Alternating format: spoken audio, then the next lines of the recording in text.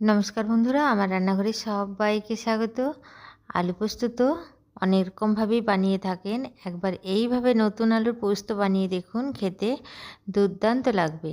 গরম ভাতে আর কিছুই লাগবে না। তো চলুন দেখে নেওয়া যাক আমি কিভাবে আলু পোস্ত বানিয়ে নিচ্ছি। এখানে কড়াই চাপিয়ে দিয়ে দিলাম সর্ষের তেল। 2 চামচ এখানে সর্ষের তেল দিলাম, আর দিয়ে দিলাম একটু পাঁচফোড়ন। পাঁচফোড়নটা খুব ভালোভাবে গরম হয়ে যাওয়ার পর কেটে ধুয়ে রাখা 3টে আলু এর মধ্যে দিয়ে দেব। আলুগুলো প্রথমে আমি ধুয়ে নিয়েছিলাম, তারপর কেটে আরেকবার ধুয়ে নিয়েছি, কারণ নতুন আলুতে অনেক মাটি থাকে।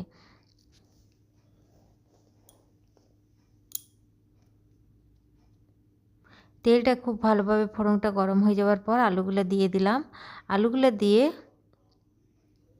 গ্যাসের আঁচটা একটু বাড়িয়ে দেব, যাতে আলুতে যে লেগে থাকা জলটা একটু শুকনো হয়ে যায়।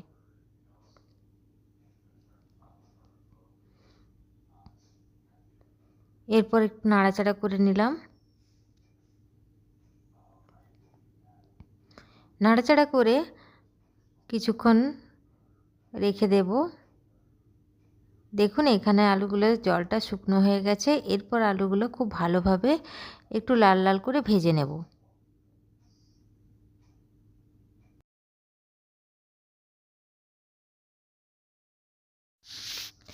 এবার একটা মিক্সির জার নিয়ে পোস্ত বেটে নেব।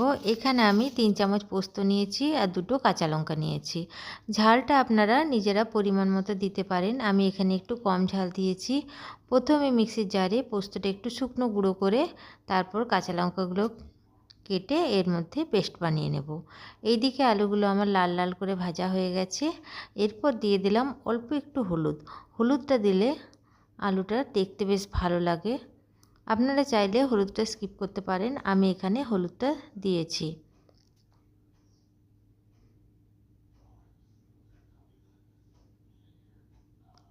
এরপর এর মধ্যে দিয়ে দেব একটা কেটে রাখা টমেটো। একটা মিডিয়াম সাইজের টমেটো আমি কেটে রেখেছি।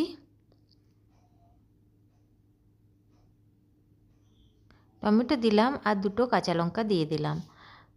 টমেটো আর কাঁচা লঙ্কা দিয়ে একটু নাড়াচাড়া করে এর মধ্যে দিয়ে দেব জল, আর দিয়ে দেব পরিমাণ মতো নুন।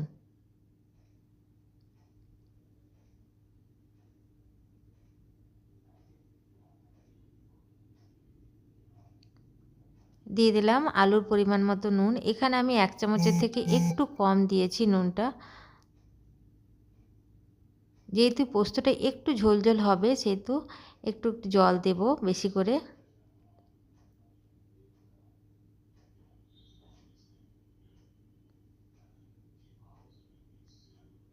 দিয়ে দিলাম আমি 2 কাপের মতো জল। জলটা দিয়ে ভালো করে নাড়াচাড়া করে আর কম আঁচে ঢাকা দিয়ে রেখে দেব, যতক্ষণ না আলুটা সেদ্ধ হচ্ছে।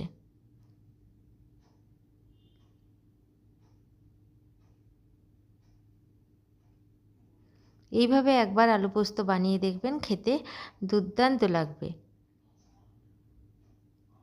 দেখুন এখানে জলটা, আলুটা সেদ্ধ হতে হতে জলটা আমার শুকনো হয়ে গেছে। এরপর দিয়ে দেব বেটে রাখা পোস্ত।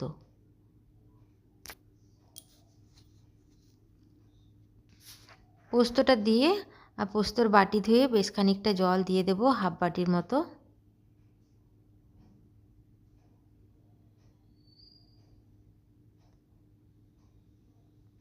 আর এর মধ্যে দিয়ে দেব 1 চামচ কাঁচা সর্ষের তেল।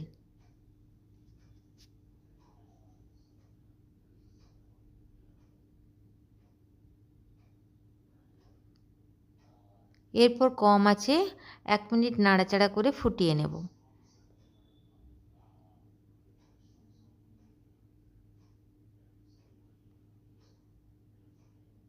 আপনারা চাইলে পোস্তের মধ্যে দিয়ে রাখা লঙ্কাগুলো মেখে নিতে পারেন এর মধ্যে। তো 1 মিনিট ফুটিয়ে নেওয়া যাওয়ার পর গ্যাসের আঁচটা বন্ধ করে দেব। তৈরি হয়ে গেল সুন্দর স্বাদের একটি পোস্ত রেসিপি। আমার এই পোস্ত রেসিপি আপনাদের যদি ভালো লাগে তো আমার চ্যানেলটিকে সাবস্ক্রাইব করার জন্য অনুরোধ রইল। সঙ্গে একটি লাইক করে দেবেন। ভিডিওটি দেখার জন্য সবাইকে অসংখ্য ধন্যবাদ। এরপর গরম গরম ভাতের সাথে এই পোস্ত পরিবেশন করে দেখুন, খেতে দুর্দান্ত লাগবে।